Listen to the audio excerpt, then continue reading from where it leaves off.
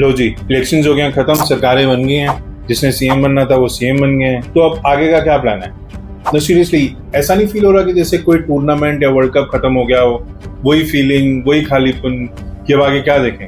क्योंकि मेरे दोस्त, मान लो चुनाव अब सिर्फ एक बहुत बड़ा, बहुत महंगा, बहुत शोर वाला एंटरटेनमेंट इवेंट बन के रह गया है। न्यूज चैनल्स पर लाइव कमेंट्री, सीट्स का एडिशन, सब्सट्रैक्शंस, नेताओं का बिकना खरीदना, प्रेडिक्शंस एस्ट्रोलॉजर्स की, एक्सपर्ट्स की, पड़ोस वाले अंकल की, बेटिंग चल रही है, नंबर्स शेयर मार्केट की तरह ऊपर नीचे हो रहे हैं, और रिजल्ट वाले दिन जश्न, पटाखे, और ऑब्वियसली पटाखे तो चलेंगे।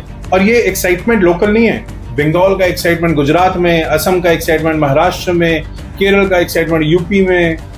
प्रैक्टिकली किसी को उस स्टेट से लेना देना नहीं है, अलग सरकार, अलग मुद्दे, अलग लोग, लेकिन एंटरटेनमेंट वो नेशनल है और कभी कभी ग्लोबल भी हो जाता है। तो ओरिजिनल क्वेश्चन पर वापस आते हैं कि अब क्या करना है, क्योंकि चुनाव कोई टूर्नामेंट की ट्रॉफी नहीं होती है कि हो गया सीजन, अब नेक्स्ट टाइम मिलते हैं, ओके टाटा बाय बाय। चुनाव सरकार बनाने के लिए होते हैं, वो सरकार जिसकी जिम्मेदारी अगले 5 साल आपके लिए काम करने की होती है, आपके लिए, आपकी फैमिली के लिए, आपकी रसोई के लिए, आपके बच्चों के फ्यूचर के लिए। लेकिन फिलहाल अकाउंटेबिलिटी बाद में, या शायद कभी नहीं, जो कन्वीनियंट हो। चलो बकैती छोड़ते हैं और काम की बात करते हैं। रोजगार, एम्प्लॉयमेंट। देश में नौजवान हैं, डिग्री है, लैपटॉप बैग है, लिंक्डइन प्रोफाइल है, बस काम नहीं है। सरकार के अपने डेटा के हिसाब से अर्बन अनएम्प्लॉयमेंट बढ़ती जा रही है, लेकिन डिस्कशन कहीं नहीं हो रही, क्योंकि इवेंट के बाद इवेंट चल रहे हैं। पहले कहते थे पकोड़े तलना भी रोजगार है, और अब कह रहे हैं पकोड़े तलने के लिए तेल का इस्तेमाल भी ना करो। अगर हम तेल खाना कम करें ना, क्योंकि महंगाई, तो क्या एयर फ्रायर का इस्तेमाल करें? लेकिन वो भी महंगा है। उधर इलेक्शन खत्म और इधर दाम बढ़ना शुरू हो जाता है।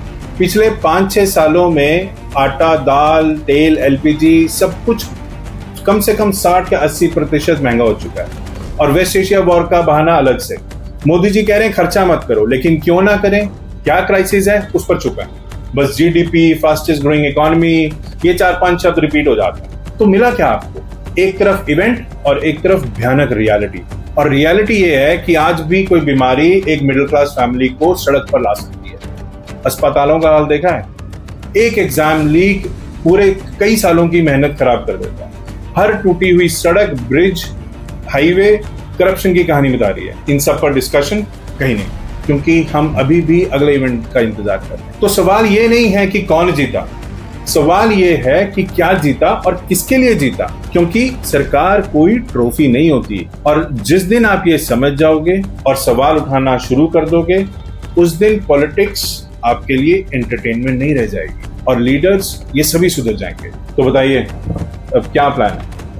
अपना फ्यूचर बनाना है या फिर हमेशा के लिए स्पेक्टेटर बन के रह जाना है?